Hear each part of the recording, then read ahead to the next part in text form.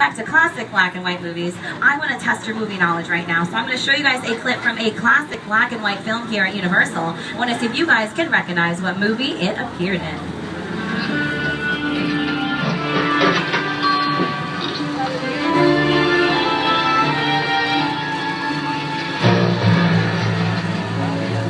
I have the room ready for you, Mrs. Barrington. Thank you, Warren.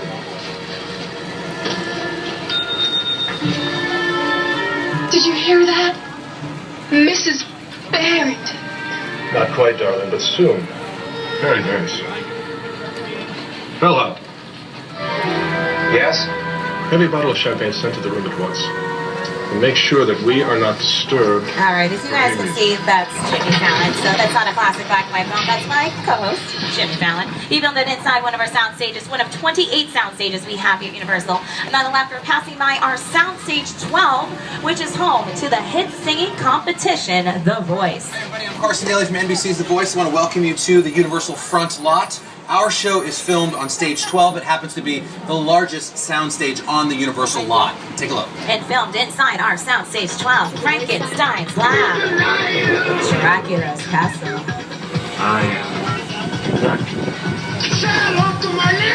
Scarface's Mansion, Back to the Future, the Visitor Center from Jurassic Park, Whoville from How the Grinch Stole Christmas, and Couples Retreat, all filmed inside our Soundstage 12. Like Carson mentioned, our largest soundstage, over 29,000 square feet. Now, as we're around the corner here on the left, we're passing by some very busy sound stages. We have Soundstage 25, followed by 24, 23, and 22, which is home to one of the hottest crime dramas on TV, CSI, Crime Scene Investigation, starring Ted Danson and Elizabeth Shue. Now, the show takes place in Las Vegas, but we film it mainly here in Los Angeles, keeping that good old saying, what happens in Vegas stays in LA.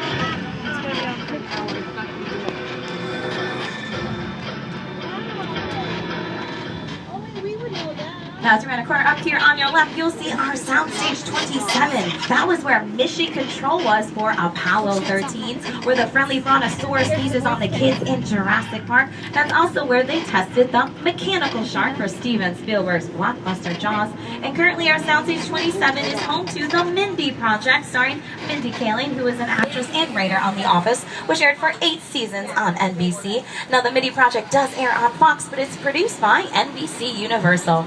Now, Universal Studios is part of NBC Universal, one of the largest media corporations in the world. It's a media powerhouse that only consists of the theme park but networks you watch all your favorite shows on, like NBC, Sci-Fi, USA, Bravo, Telemundo, the Golf Channel, CNBC, MSNBC, the Weather Channel, Oxygen, Esquire, and NBC Sports. Now, see if you can spot your favorite NBC show.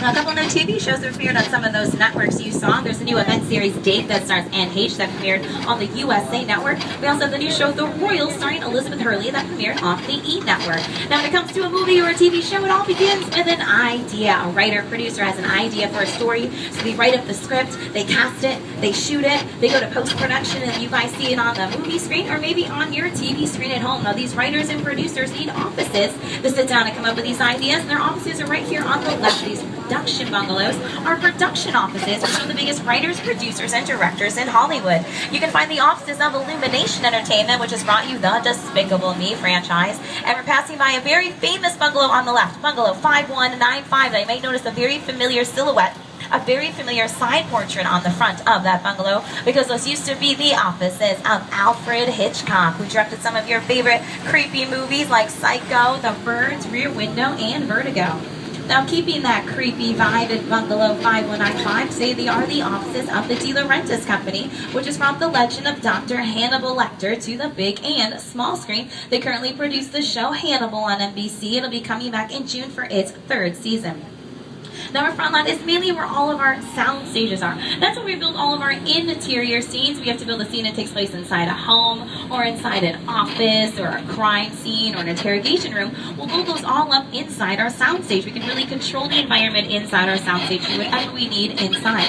But when we need to film outside on a very large scale, well, that's where we come to our back lot here at Universal, where I can take you guys anywhere in the world. You want to go to Paris, you want to go to London, you want to go to New York, you want to go to Florida, we can do that right here on our back lot. Now most of these buildings are what we call facades, which are false fronts. They're just the fronts and the sides of buildings. We also have sets called shells, which are all four walls, but there is nothing inside. And now welcome to one of our most filmed backlot locations. This is Brownstone Street, where Jim Carrey lived and Bruce Almighty. Place the dog! I'm in the shower! Inside bad, outside good. Inside bad, outside good.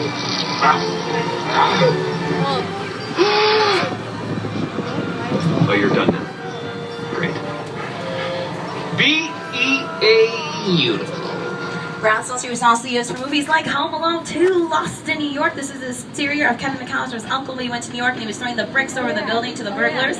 Also Changeling with Angelina Jolie, The Sting with Robert Redford, and most recently, if you guys saw the movie Gone Girl with Ben Affleck, that was the exterior of their apartment in New York before they headed off to Missouri. Don't worry, no spoilers there. But I'm going to take you guys to another part of the world, just across the country, but no plane ride, no snow. Welcome to New York. This is New York Street, a part of our metro sets. We have our own little financial district to make you feel like you're in Wall Street, our own theater district to make you feel like you're on Broadway. We even have a building that looks just like the Macy's on 34th Street, so we can really make you feel like you are in the Big Apple right here on the Universal Backlot. And someone who's very familiar with New York is my co-host, Jimmy Fallon. Hey everyone, welcome to New York! I got my start right here in New York on Saturday Night Live. This is actually my old neighborhood. Once got mugged over there by an old woman, tough lady. This is my favorite hot dog guy. Hey buddy, how's it going? Remember me? No. Just like old times. Gotta love New York City. Hey, I'm walking! I saw that movie on TV when I was about 8 or 9 years old, and I wanted to become a filmmaker. Action! I like films that just take you away from your real life and sweep you up in adventure. Kong literally does that. I mean, you're on board the ship, you're sailing to a lost island, you're encountering monsters and creatures from, prehistoric times.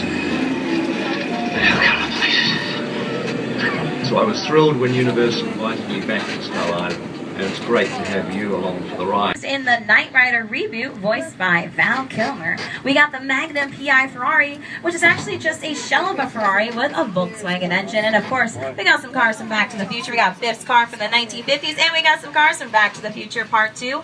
And we go even farther back in time with some of our eco-friendly cars from the Flintstones. Those are actually just golf carts with a fiberglass shell over them.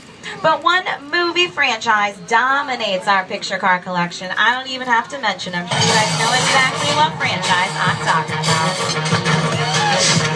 Make sure to check out Furious 7 in theaters now.